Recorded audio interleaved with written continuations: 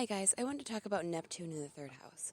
I have this placement, which is one of the reasons as to why I decided to cover it as opposed to any of the other ones for this podcast. Although I do, once I get onto YouTube, I plan on covering Neptune in all of the houses, as well as maybe giving like an overview of the signs as well. Neptune stays in the same sign for a long time, so whatever.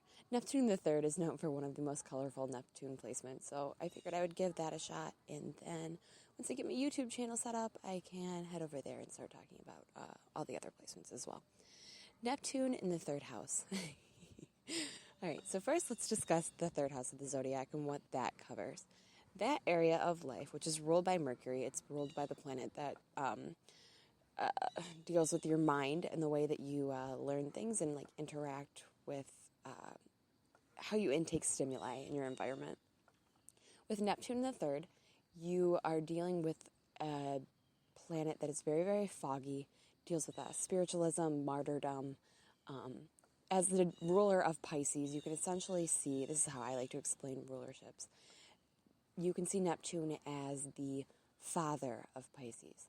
So all the traits of Pisces, which are like compassion, empathy, fogginess, spiritualism, psychicism, all of those things, basically amplified and like on steroids. So you place that in your third house, which rules communication, learning, your siblings, short trips from like point A to point B. So like getting in your car and going to like the grocery store or going somewhere like a short distance travel, not like a long trip or anything like that. Just like day-to-day like activities that you would do in like a quick time frame. With Neptune being there, these areas of life become fuzzy. So the way that I like to look at it and the way that I see Neptune impact most people's lives is by creating a lot of guilt and like martyrdom in these areas, as well as confusion and just general fog. With Neptune in the third, you're dealing with a mind that is very, very colorful in nature. Like think of like, it's tough because I know a lot of people who are probably listening to this don't know about like Pisces, but like Pisces is like very creative and empathetic and like super spiritual. They're the most psychic sign of the zodiac. So you're dealing with a placement that is pretty tough in an area where you don't want it to be. Because learning and like communicating with others, you don't want to necessarily be having to like walk through this cloud in all those areas. Like I say that one of like the biggest correlators for like ADD is Neptune in the third. We're not ADD in the sense, well, I mean, depending on your other placements, which I do have some like other fire placements that aid in this, but you're dealing with like a very foggy head in like a classroom like setting or a learning like setting or communication. But the fogginess is very, very different than just like general fog. And that's what actually like really interests me, because you can bridge the gap between like psychic reception and like medical terms or terminology like ADD or like I don't know, I'm sure that if people had like rough enough placements in this area, they could be labeled as like autistic. With Neptune in the third house, it's like you're living with a giant fishbowl on your head at all times. Like everything around you is just like, mwah, mwah. It's like Charlie Brown style. But not at all times. Only mainly when you're dealing with like a strong like Neptune transit or like like just transits. Like you're being like hit hard. Your Neptune's getting rocked hardcore by outward planets that are transiting it. With Neptune in your third house, you would be very, very scattered brained, but not in a way that, I mean, depending on your Mercury sign again, because Mercury correlates to that. Mercury is your mind. So depending on whatever sign your Mercury is, with Neptune being in your third, it'll like pretty much like aid in that. Like for me, I have my Mercury's in Aquarius, so my mind is very, very fast. It's like a lightning bolt. But then I have this fog that mixes with that. So I'm like scatterbrained and all over the place, but then there's just like, another thing that this causes a lot of problems for, like I know that I've read this and I know it's definitely true of me. I also know a couple people with this placement, and God bless you guys. Seriously, you can't have this placement without knowing like what the hell it does to you. Like a lot of people have issues with like car accidents and stuff like that, i.e., again, like as I said, short distance travel. Not like necessarily you're getting into a car accident on like a long trip, but like you're getting into a car accident like while going to the grocery store or somewhere close to your house.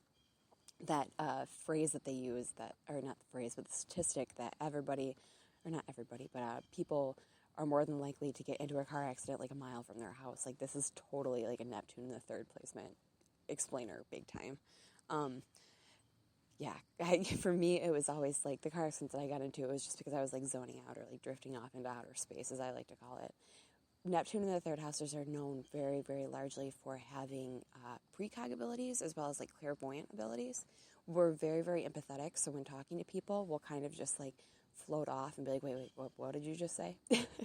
And it's because you're actually picking up like information from like the spiritual realm at all times. You are completely receptive to it, especially if you're communicating with others. I don't know about other Neptuners and other third house Neptuners, but like for me, like this made me very quiet. I didn't always enjoy talking to people because whenever I did, like I was constantly being hit with like stimuli and information about them. And as a kid, like it confused, like I explained before, like Neptune confuses things. But as a kid, it confused me a lot as to what was mine and what was theirs. Because I was so perceptive of like what was going on in my environment, like energy-wise. What else can I say about Neptune the third? We are known for being, well, I mean, I know that it's like this for me, and I've talked to a lot of other like third house Neptuners who agree. You're constantly living in a state of like highness, pretty much. Like, and by highness, I mean like a psychedelic high. Like, and not a lot of like, if you read like Crowley's like descriptions and stuff of Neptune in the third, like it'll scare the shit out of you because they make like Neptune in the third housers like sound like they're just like nuts. But really, like we get so used to it that we don't even comprehend that like other people are different in this sense. Like other people don't experience the same things that we do. Like I know for me personally, like I constantly it makes me very, very happy. Like I can definitely say that. Like feeling like I'm like high on life all the time. Like I'm always like in a pretty good mood. But it can cause a lot of issues and like distractions and stuff because like I can be like, I have it like in my mind, like, okay, I'm going to go do the dishes. And then I can get distracted by something as small as like a butterfly and just like staring at this butterfly and like, oh my God, that butterfly is so pretty. But it goes beyond that as well. Like, I know personally, like I can pretty much like trip on life. Like I can be like looking at the leaves or like, Neptuners or third house Neptuners are a big placement for like cloud gazers. Like people that like love to look up in the sky and like see like pictures and stuff in clouds. Like we just see beauty in everyday life. The other thing is we remember things very differently. So like all of our memories are stored like in our minds as either like sensory perceptions or like memories of like emotions. Like I used to have memories of like smells. And I know it has to relate to Neptune. I could like pick up a piece of clothing and know like who it belonged to because I like had such a good memory in regards to that kind of stuff. Our memory just fails really bad in other areas. Like if if I was like sent to the grocery store without a list, like a very detailed list, and I was told that I needed to go get hot dogs and like all the fixings for hot dogs. I explained this before in a podcast, but I wanted to go over it again because this is like focusing mainly just on Neptune in the third in general. I would probably go to the store and end up coming home with like something ridiculous. Like I'd probably remember the very first thing that I was supposed to get because I would remember the emotion behind it. I would remember that whoever asked me to get these hot dogs was like excited. So the hot dogs are important because they're excited. However, all like the condiments and stuff like that, people aren't excited about it. So you're not attaching emotion to it. You're not attaching a feeling to it. And when you like don't do that with Neptune in the third, you can't remember it. Like I would probably come home with something stupid. Like I would be in the grocery store, like looking at condiments. I'd probably still get like ketchup and mustard or something like that. But I'd end up getting like buns based on like the fact that I thought this person would like really enjoy them, but really like I ended up completely messing up and like correlating that like memory to like somebody else. Like that's where the confusion comes in. And I would come home with like hot dog buns, like the wrong ones, and like maybe a couple condiments I'd get right, and then I'd get something like a fuzzy dinosaur. This is Neptune in the third, though. I have to laugh at it. Like, a lot of people have a lot of issues with Neptune, but, like, I'm almost 30. I've been living with it for so long that, like, my space cadetness is just pretty much acceptable to me, and if people, like, can't accept that about my personality, I'm just like, well, screw you. Like, there's nothing I can really do about it, especially not being on ADHD medication. Like, I can't remember shit. It takes, like, I have to do, like, laps around my house and like jumping jacks and like a handstand just to get myself like into focus mode, and then maybe, just maybe, like I'll actually be able to focus. Coffee helps a lot. With coffee, like I can definitely do it. But any area that like you're focusing on something that's creative, or like there's emotion involved, or any strong emotion is evoked by you, you can definitely find like motivation to do it. It's very frustrating placement because you have to do so much work to get yourself into the mood where you're like able to focus. Not even mood, like just to get yourself able to focus on things.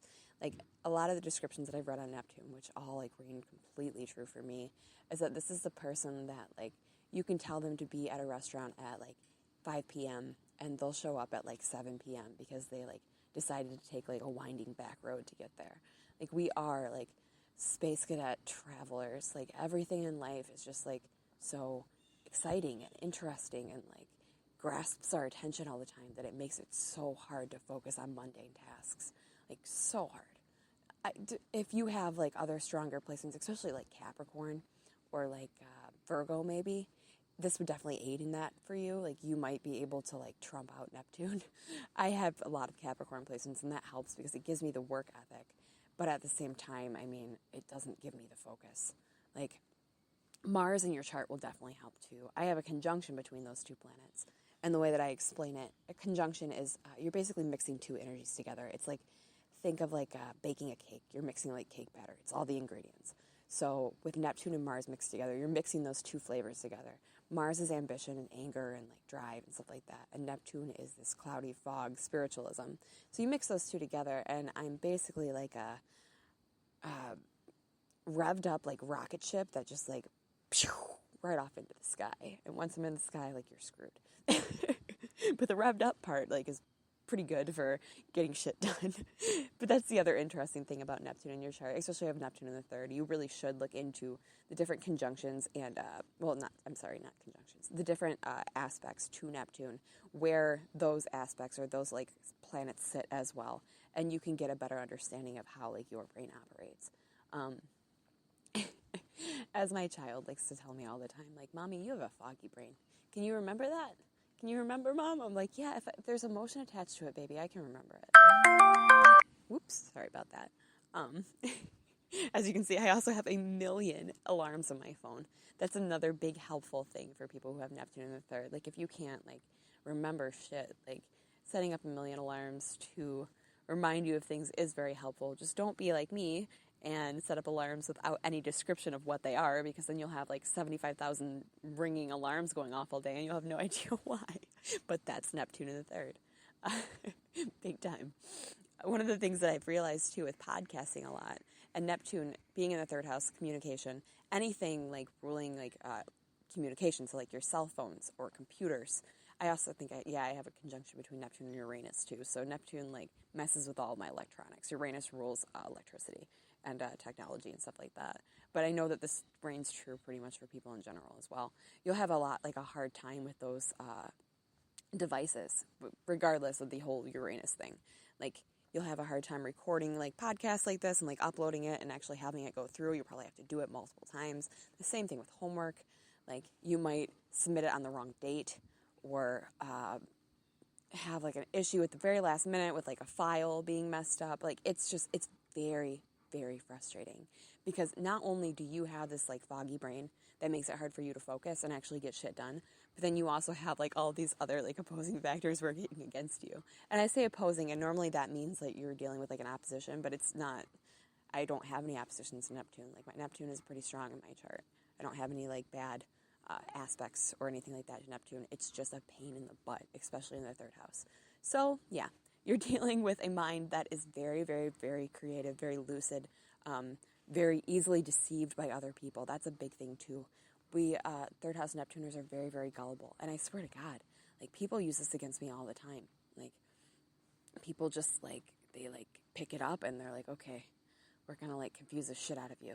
And then you're going to end up agreeing to something, and afterwards you're going to be like, wait, what the fuck did I just do? Neptune in the third is horrible with that kind of stuff. Like, just that's where you become a martyr. Oh, one of the other interesting placements for that is people who have Neptune in their third house, which rules, like I said, communication, short distance travel. Siblings is a big one. A lot of people who like have Neptune in the third are big martyrs to their siblings. They're super like guilt-ridden. They feel bad for their siblings for something. A lot of people with that placement have either